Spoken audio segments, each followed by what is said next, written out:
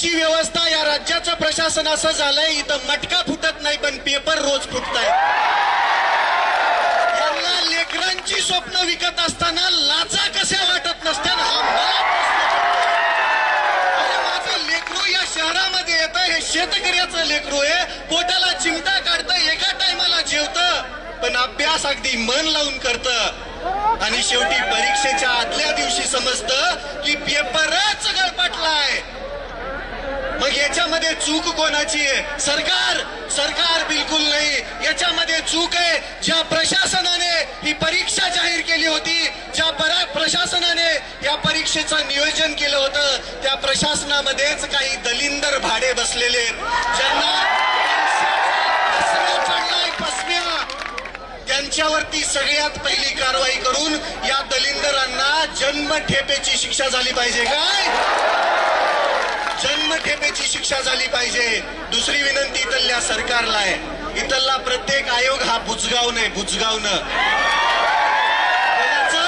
सरकारचं बुजगावणं आहे. या बुजगावण्यांना बाजूला सारून तुम्हीच काय करा माहितीये का?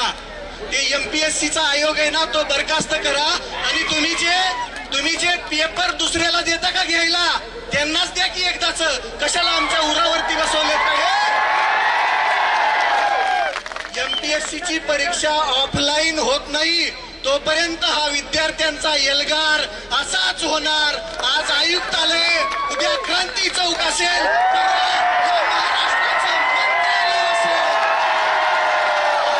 विद्यार्थी एकजुटीचा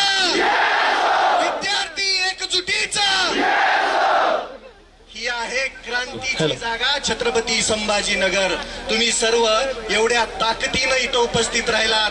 या सरकारच्या मनामध्ये धडकी भरायला वेळ लागणार नाही. ही एकजूट कायम ठेवूया आणि लढूया. जोपर्यंत न्याय भेटत नाही, जोपर्यंत आपला हक्क आपल्याला भेटत नाही. स्टेनोग्राफरची पदं यांनी गोठवली आहेत.